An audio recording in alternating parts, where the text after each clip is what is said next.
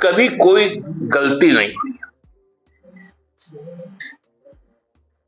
क्योंकि ये हमारी ही सरकार है जो पारदर्शी तरीके से पैसों का हिसाब दे। झारखंड मुक्ति मोर्चा के महासचिव सुप्रियो भट्टाचार्य ने प्रेस वार्ता कर कहा कि अब लगता है बीजेपी के पेट में फिर से गड़बड़ी हुई है, उनका पेट दुखने लगा है। हमारे ही विभाग ने जो बताया कि आपदा प्रबंधन विभाग के द्वारा अन्य विभाग को राशि दी गई थी, जिसमें स्वास्थ्य विभाग, कृषि विभाग सहित अन्य शामिल हैं। हिसाब के क्रम में ये पता चला कि कहीं कुछ अनियमितता बरती गई है, जिस कारण हिसाब नहीं मिल पाया। लेकिन बीजेपी को लग रहा है कि क्या से क्या हो गया। बीजेपी के नेताओं से, सांसदों से निवेदन है कि थोड़ा पीएम केयर फंड के संदर्भ में भी जानकारी ले ले। उस फंड का हिसाब नहीं ले सकते कि उसमें कितने पैसे आए हैं देश से और विदेशों से भी। पीएम केयर फंड में जिनका फंड लगा है वैसे कौन लोग हैं, उसकी जानकारी कब सामने आएगी। कोरोना के नाम पर आज भी पेट्रोलियम पर सेस लगता गया, वो सेस का पैसा कहाँ गया, हिसाब देना होगा। बीजेपी अपना नेता नहीं खोज पा रहा है, सुप्रीम कोर्ट को हस्तक्षेप करना पड़ा है, फिर भी नेता नहीं मिल रहा। वहीं कई आयोग समितियों का गठन होना है, लेकिन इन्हें नेता नहीं मिल पा रहा है। बीजेपी को मुद्दों पर बात करनी चाहिए, वो लोग एक्सपोज हो गए। कभी कोई गलती नहीं हुई, क्योंकि ये हमारी ही सरकार है जो पारदर्शी तरीके से पैसों का हिसाब देते आई है और आगामी दिनों में भी देगी। इसलिए सरकार ने यह निर्णय लिया कि विभागों से उसका हिसाब ले लिया जाए और वो लगभग काम अब पूरा भी होने वाला है, जब पारदर्शी तरीके से सारे चीज सामने आ जाएंगे। लेकिन भाजपा को इसमें दिख गया कि भाई इसमें क्या क्या हो गया। मैं भारतीय जनता पार्टी के नेताओं से बड़ा विनम्र अनुरोध करूंगा। संसद में उनके बहुत सारे सदस्य हैं जो झारखंड से भी गए हैं छत्तीसगढ़, जिसमें मंत्रीगण भी। थोड़ा आप लोग पीएम केयर फंड का भी हिसाब ले लें।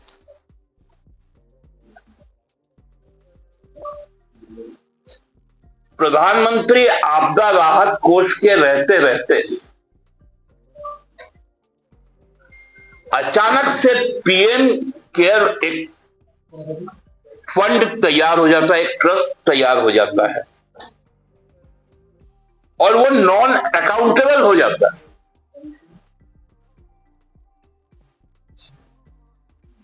जिसका कैग ऑडिट नहीं कर सकता। आप उसका हिसाब नहीं ले सकते। ये पीएम केयर फंड में कितने पैसे आए,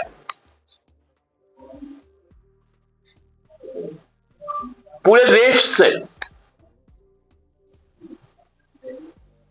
विदेशों से भी पैसे आए। पहले तो इलेक्ट्रोल बॉन्ड के बारे में बात हुई। जब सुप्रीम कोर्ट ने हस्तक्षेप किया तो जब वो सामने खुल कर आया तब भाजपा का घोटाला सामने आ गया। स्टेट बैंक हिसाब नहीं दे पाएगा। जैसे ही उनका काम ऐठा गया, स्टेट बैंक का हिसाब भी आ गया, कंपनियों का नाम भी आ गया।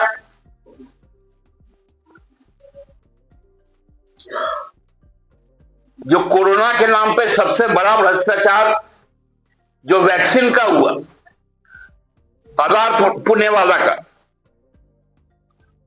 उसका पैसा इलेक्ट्रोल बॉन्ड में भी गया और वो भाग के देश छोड़ के भी चल गया। सीरम इंस्टीट्यूट पुणे का। तो पीएम केयर फंड में जिनका जिनका धन लगा, वैसे कौन लोग,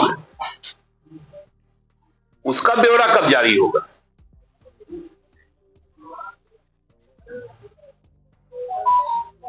आज 3 बरस से भी ज्यादा बीत गया कोरोना काल के खत्म हो जाने के बाद। आज तक पेट्रोलियम प्रोडक्ट पे कोरोना का सेस लगता है।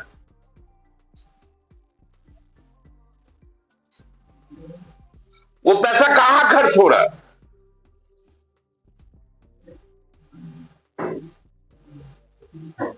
भाजपा को तो बताना पड़ेगा ना।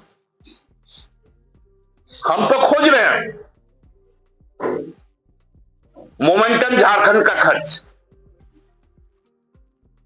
जो हाथी उड़ा था, बहुत जल्द आएगा।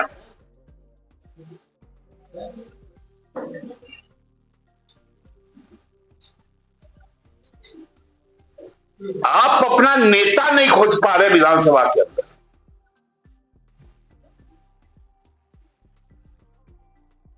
सुप्रीम कोर्ट तक को हस्तक्षेप करना पड़ रहा।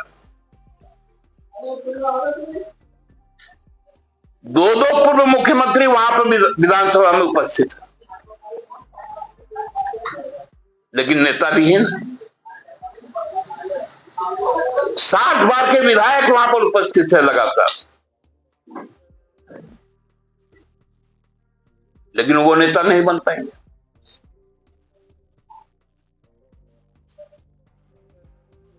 अब बजट सत्रवाना है,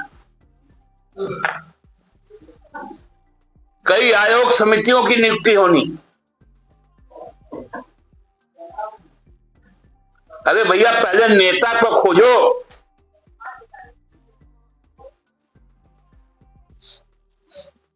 और मुद्दे पर बात करो,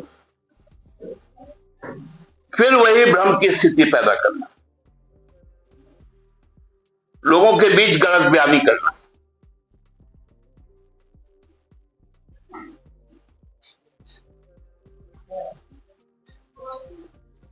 ये अब एक्सपोज हो चुका।